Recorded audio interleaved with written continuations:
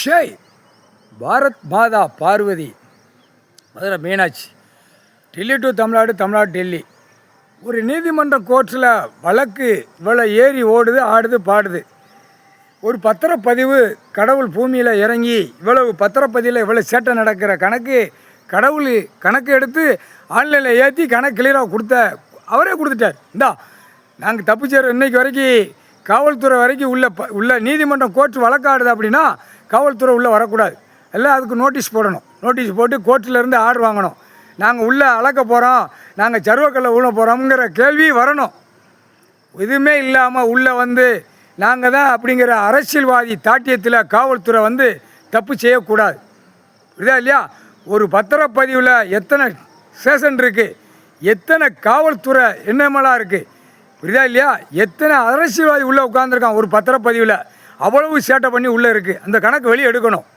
அப்போ நீதிமன்ற கோர்ட்டில் கோர்ட்டார் ஆணுமென்னும் ஒரு பத்திரப்பதிவில் இவ்வளவு சேட்டை இருக்குது. தாசில்தார், விஓ, கலெக்டரு, ஒரு doctor, government doctor, private doctor, 2ஆம் நம்பர் வியாபாரம் பார்க்குறவன், அரசியல்வாதி, எம்எல்ஏ, எம்பி, மந்திரி எல்லாம் அவனுக்கு கூத்து ஒரு பத்திரப்பதிவில் இருக்குது. அப்போ நீதிபதியை ஜட்ஜி சிலுவத்தூர் கண்ட்ரோல் இருக்குன்னா கண்ட்ரோல் உள்ள நீதிமன்றம் உள்ள ஜட்ஜி கோர்ட்டார் ஆணுமென்னும் ஆன்லைனில் தட்டி பட்டியலை அடித்து டெல்லி டு தமிழ்நாடு வரைக்கும் நீதிமன்றம் கோர்ட்டில் உங்களுக்குள்ளே பதிவு பண்ணணும். இது வழக்கறிஞர் உள்ளே வரக்கூடாது.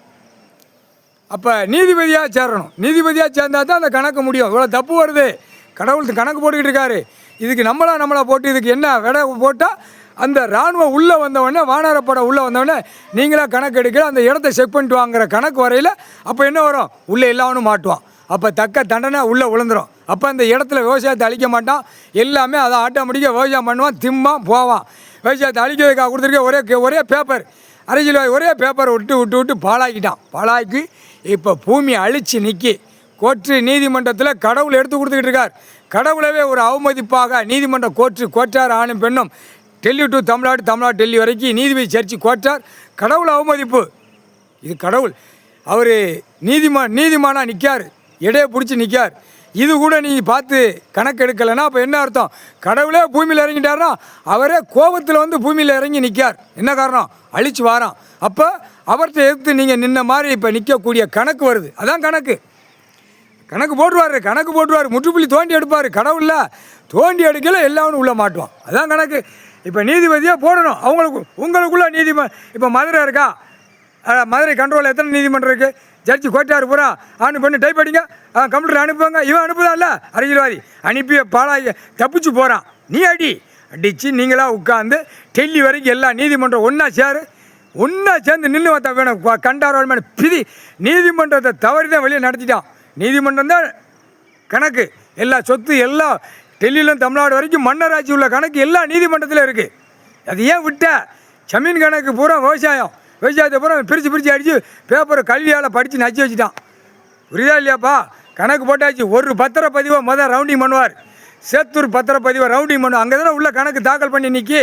இப்போ நீ படித்த கல்வியில் நீ நல்லா யோசனை பண்ணிப்பார். வழக்கறிஞர்களும் யோசனை பண்ணிப்பார், நீதிபதி சர்ச்சு கோர்ட்டாரும் யோசனை பண்ணிப்பார். எதுக்கு உட்கார்ந்துருக்காரு?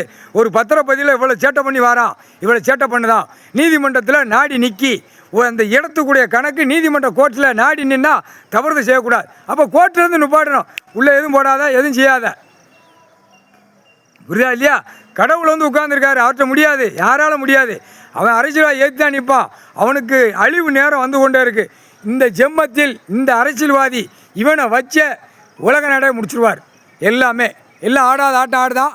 இவனை வச்சே உலக நாடே முடிச்சிருவார். தமிழ்நாடு வச்சு உலக நாடு க்ளோஸ் பண்ணிடுவார். முக்கால் சத்தியம் ஆசைப்படுறவனுக்கு இப்போ எல்லாவனும் 7 சேட்டை செஞ்சவன் தமிழ்நாட்டுக்குள்ளே கிடக்கான். எல்லா பேரும் இப்போ ஆட்சி ஆளுதானே அவனும் தான் 7 சேட்டை.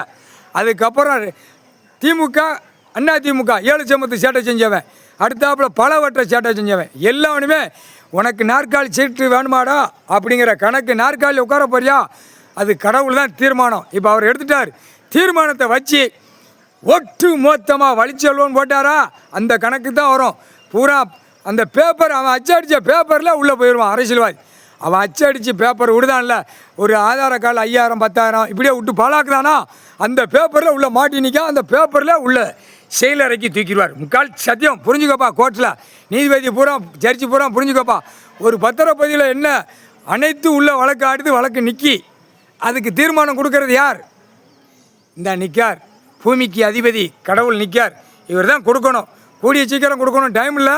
அதான் பார்த்துக்கிட்டே இருக்கார். பார்த்துக்கோப்பா கோர்ட்டில் எல்லாமே எல்லாம் ஒரு பத்திரப்பதிவு அடைச்சோடனே உலக நாடே பார்ப்பான். ஆகா, கடவுள் ஒரு பத்திரப்பதிவு அடைச்சிட்டாரு, அடைச்சி கணக்கு தோண்டி எடுக்காரு, பூரா விவசாயத்தை அழிச்சிருக்கான், அம்புட்டு உள்ளே போய்கிட்டு இருக்கான். அப்படி தான் கணக்கு உலக நாடு வரையில் அப்படியே முழிப்பான் ஒவ்வொரு வேலும். முக்கால் சத்தியம் ஆணும் பெண்ணும்.